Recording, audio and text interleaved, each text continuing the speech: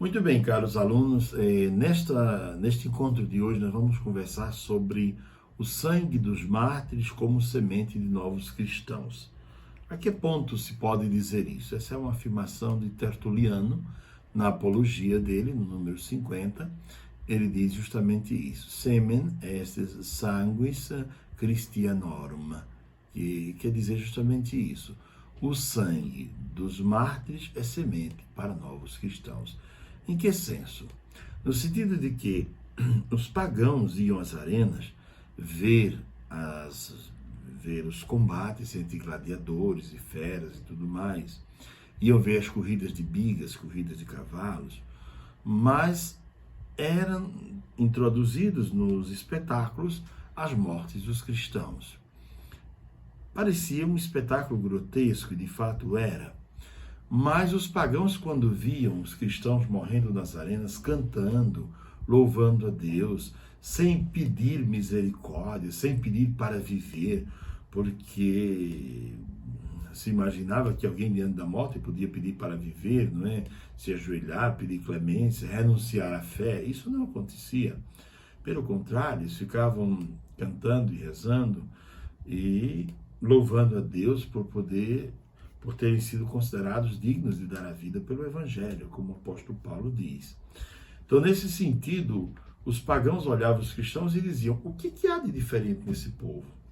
Por que esse povo morre cantando? Por que esse povo não teme a morte?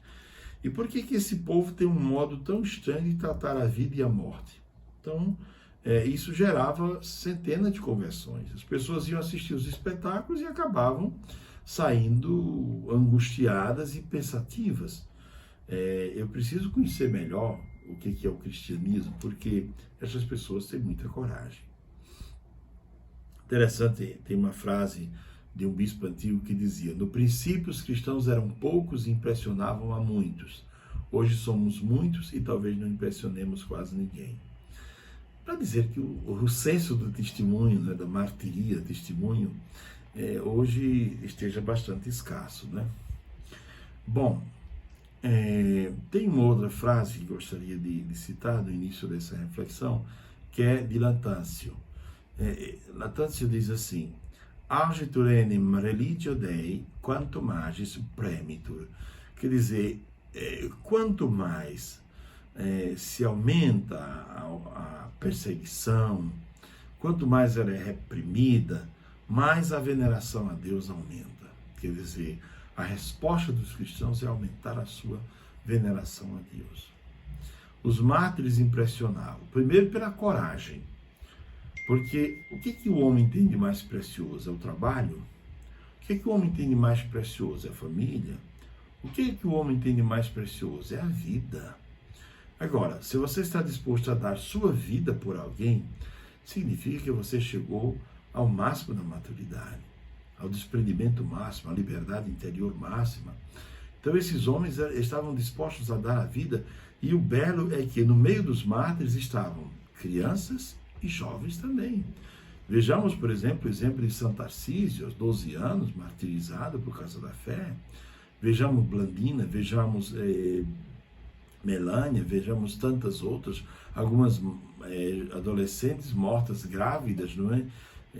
Então, vejamos que esse testemunho impressionava de fato a muita gente.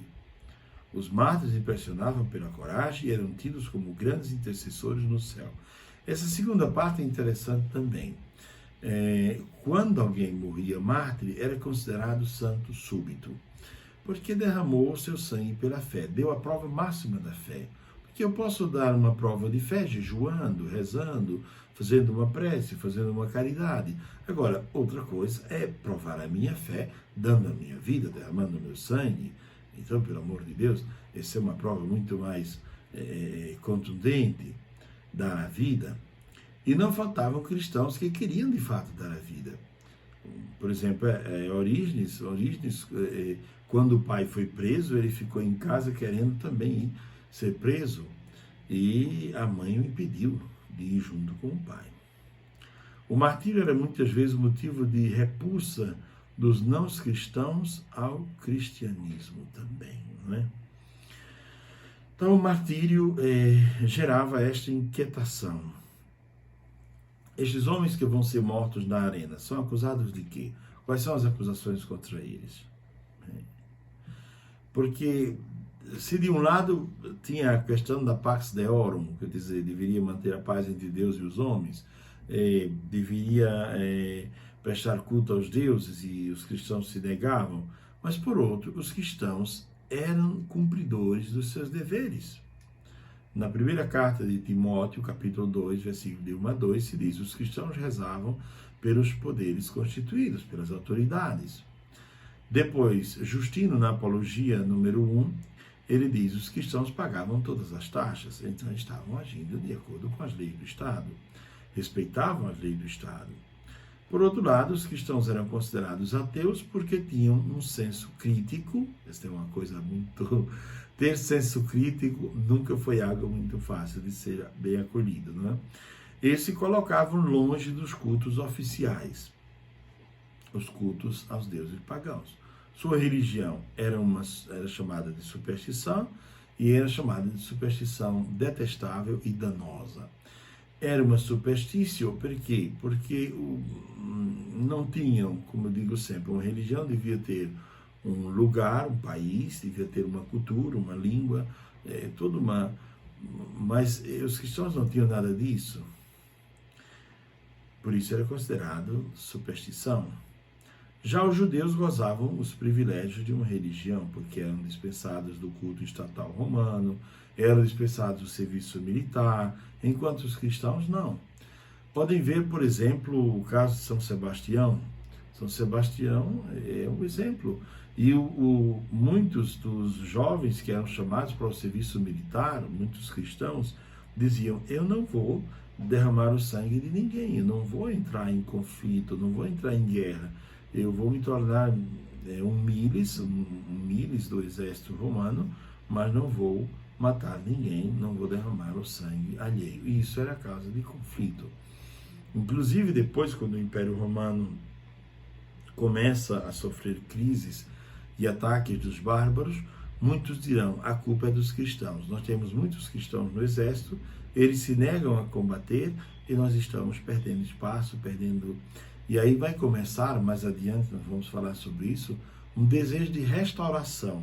Porque vão dizer, na época dos antigos, quando as religiões antigas eram respeitadas, ali nós tínhamos um Império Romano forte. Então veja que, porque tudo girava também em torno da religião e da religiosidade. Agora, vamos a alguns dos motivos da perseguição. No outro vídeo eu falei um pouco sobre isso, mas não listei estes motivos que eu vou tratar hoje. Na outra eu falei sobre Pax Deorum e outras coisas, agora eu vou falar sobre esses outros motivos. Os cristãos eram considerados desleais, politicamente inconfiáveis.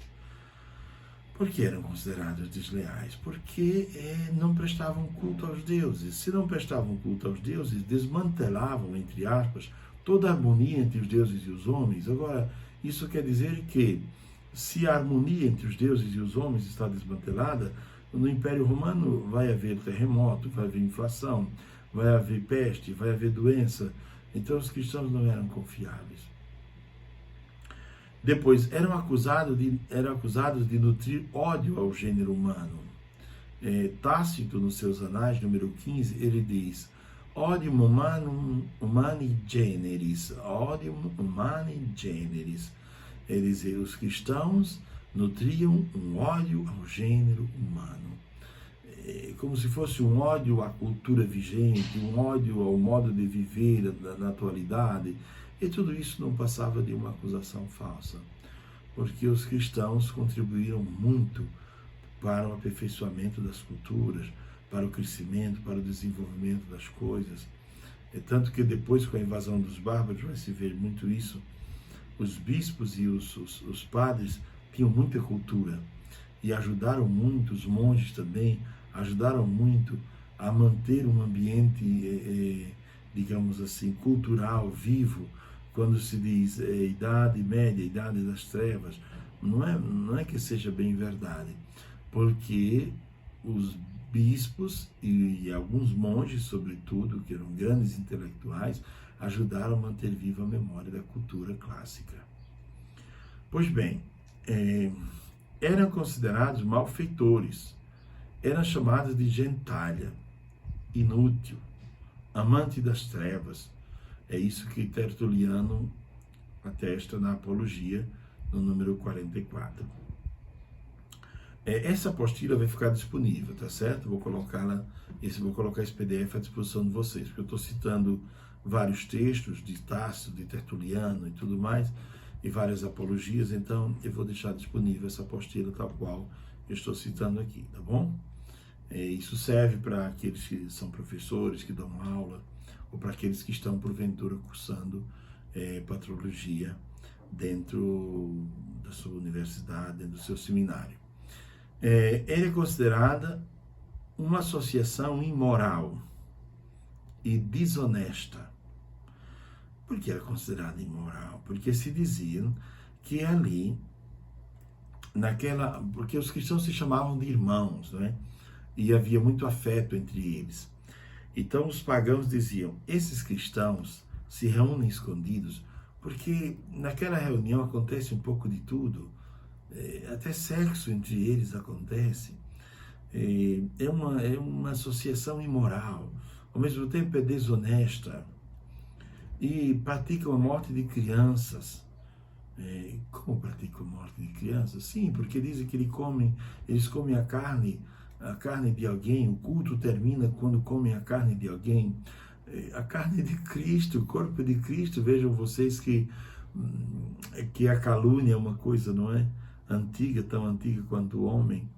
Então, uma associação imoral, diziam, desonesta, que praticava a morte de crianças e praticava o incesto. Eles praticavam o sexo entre irmãos. Todos somos irmãos, mas se tratavam irmãos por causa da filiação divina. Tem um certo pensador que diz assim, depois que Cristo morreu na cruz, e depois que nós vamos à igreja e recebemos o sangue de Cristo, na verdade todos nós nos tornamos consanguíneos, quer dizer, há um sangue que circula em todos os cristãos, que é o sangue de Cristo. Então nós somos consanguíneos, de certo modo nós somos família do mesmo sangue. E isso a Eucaristia é que faz acontecer em nós esse grande milagre. Muito bem. Eram como que adversários da ordem humana e civil. O seu desprezo aos deuses era a causa de todos os males. Se o Nilo não irriga mais os campos, ou se o céu não manda chuvas, se existe um terremoto, se estoura uma carestia ou uma epidemia, logo se grita, cristãos aos leões, dizia Tertuliano na Apologia 40. Então, veja, qualquer coisa que acontecesse de errado, os pagãos diziam, culpa dos cristãos, porque eles são inimigos dos deuses antigos. E veja que também alguns filósofos na antiguidade foram condenados porque não acolhiam o culto aos deuses, porque estava muito ligado à vida, de um modo geral, o culto aos deuses, não é? Isto é uma coisa muito antiga. Veja a questão no Antigo Testamento, por exemplo, boa parte do povo de Deus às vezes traía a sua fé, porque ia atrás de Baal, que era o deus da fertilidade, né? Era o deus cananeu, que era responsável pela fertilidade, né? Então, se o nosso Deus não está nos dando chuva, não está nos dando campos verdes, produtivos, vamos atrás de um outro que possa nos dar isso.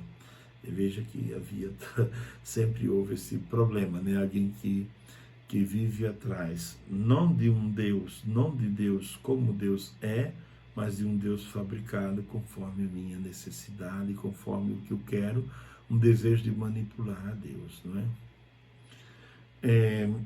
Tertuliano fala sobre isso na Apologia número 40. Uma coisa é certa, ser cristão não combinava com ser romano, porque eram modos contrastantes de ver o mundo. O modo de viver dos cristãos perturbava a ordem pública e desequilibrava o Estado. isto é certo. Perturbava a ordem pública porque os cristãos não frequentavam certos ambientes. Por exemplo, os cristãos não tinham o costume de frequentar as saunas, não tinham o costume de frequentar os espetáculos. Alguns gostavam, mas os santos padres proibiam. Santo Agostinho não. Já Santo Agostinho dizia, se você tem vontade de frequentar, vai lá, vai olhar. Até Agostinho foi acusado de promover uma certa mediocritas, um certo... Mas não é verdade, né? Não é verdade, não é que Agostinho fosse laxista, é que Agostinho era um homem vivido, era um homem muito maduro e sabia que não se educa só com proibições, se educa dando liberdade, educa com proibições, mas ao mesmo tempo dando liberdade para que a pessoa possa refletir. As penas jurídicas, quais eram as penas? A primeira coisa, gente, é que no passado não havia cadeias como existem hoje. Uma prisão. A pessoa foi condenada a 20 anos de cadeia. Essa coisa não existia no Império Romano. E, normalmente, as penas jurídicas eram a morte, você era julgado, você podia ser condenado à morte súbita. Pronto, acabou o seu processo. Você não vai dar, no pensado Império Romano, você não vai dar despesa ao Estado, até porque as prisões algumas eram particulares, eram privatizadas. Então, manter um preso numa prisão como essa era custo, era gasto. Logo, a pessoa ficava ali até que houvesse o julgamento. Se morasse numa província distante, ela esperava até 6 meses o imperador passar a um delegado do imperador que pudesse fazer o julgamento, mas ficava ali. Mas mais do que isso, normalmente não ficava, porque não havia esta pena, dizer você foi condenado a tantos anos de cadeia, não existia isto. As penas eram a morte, primeira pena, segunda, que a morte poderia ser a espada, ou poderia ser na arena, ou poderia... Bom, o sequestro dos bens foi o que aconteceu, por exemplo, com o pai de Orígenes. Ele ficou pobre, a família toda ficou pobre porque os bens foram sequestrados. O cárcere provisório ou a deportação para as minas, que foi o caso de São João, que foi mandado para a ilha de Patmos para trabalhar nas minas. Então, veja que as penas eram estas, não havia outras penas. Os cristãos eram julgados. Normalmente, há um documento antigo no qual o governador da Bitínia conversa com o imperador. Ele manda uma carta e ele manda perguntar sobre como tratar os cristãos. Se os cristãos deviam ser perseguidos e caçados, se os cristãos deveriam ser punidos só por ser cristãos ou deveria haver prova de outros crimes. E o imperador responde, não, os cristãos não devem ser caçados. Se eles forem denunciados, a pessoa que denunciou deve provar que eles são cristãos, inimigos do Estado. Porém, se o cristão renunciar à sua fé, ou se for comprovado que aquele homem não é cristão, ou aquela mulher, o denunciante pagará todo o processo. Porque, por exemplo, uma pessoa mora numa província distante, denunciou aquela família como cristão. Agora vamos viajar 2 meses, 3 meses até o centro do Império Romano com este prisioneiro para fazer o julgamento. Se chega lá, depois de tantos meses de viagem, e a pessoa diz, eu não sou cristão, renuncia à fé, eu não sou cristão. Agora, você que denunciou, paga toda a viagem, paga todas as despesas. Era assim que as coisas funcionavam. Bom, o martírio. É muito importante falar sobre o martírio. Esta palavra aparece na Bíblia, não é? Várias vezes, não é? Martiria. Martiria é o testemunho, não é? É o testemunho dado ao máximo com o sangue. No 2º século, nasce uma veneração pelos mártires. a paixão e a morte violenta por causa da fé cristã. Ela vem entendida como um testemunho máximo. Esse termo é usado a primeira vez na morte do bispo Policarpo de Esmirna, mais ou menos no ano 160 depois de Cristo. O martírio era tido como forma de seguimento a Cristo mais perfeita. Essa pessoa foi tão fiel que foi capaz de dar a vida. Foi dar o máximo que ela podia dar. Ao lado dos mártires, havia também os confessores. Que são os confessores, chamados homologuetes? Confessores são aqueles que sobreviviam às perseguições. Por exemplo, São Máximo é chamado Máximo Confessor. Mas eu diria que no caso de São Máximo pode ser considerado mártir, porque vejam bem, São Máximo foi proibido de pregar, certo? Proibido de pregar pelos pagãos e teve a sua língua depois cortada, para que não pregasse mais, tá bem? Então, não podendo pregar, ele começou a escrever obras sobre o cristianismo, sobre Cristo. Cortaram as duas mãos de São Máximo. E depois, vendo que ele continuava testemunhando a fé, sendo amoroso e sendo gentil e bondoso com as pessoas, os pagãos, então, arrancaram a pele de São Máximo e isso o levou à morte. Por isso que, bom, a igreja o colocou como confessor, mas eu diria que morreu pela fé e morreu sendo, como a gente diz no popular, esfolado, o corpo, a pele arrancada, não é? Ao lado dos confessores, não é? Que aqueles que sobreviviam às perseguições, eu creio que Máximo é chamado de confessor porque ele sobreviveu à primeira parte, que foi o corte da língua, sobreviveu ao corte das mãos, e depois que arrancaram a sua pele, certamente não morreu na mesma hora, não é? Por outro lado, havia os chamados lapsos, que eram aqueles que fugiam das perseguições ou negavam a fé renunciando a Cristo. Isto vai ser muito forte numa grande perseguição que vai acontecer, eu vou mostrar daqui a pouco, em que até os bispos e padres negam a fé e fogem. Então essa perseguição vai ser uma coisa muito... essa perseguição geral que vai haver depois, né? Vai ser muito forte. Pedir ao meu amigo aqui, quantos minutos já vamos de aula? 23. 23, né? Vamos mais um pouco, né? Porque a gente pode dividir esse vídeo em dois para não ficar tão pesado, né? Se for o caso, né? Não sei. Vamos seguir aqui e qualquer coisa a gente pode parar e fazer uma segunda parte, né? Bom, então os mártires começaram a ser cultuados. E vejam vocês que começou a acontecer uma coisa. Os restos dos mártires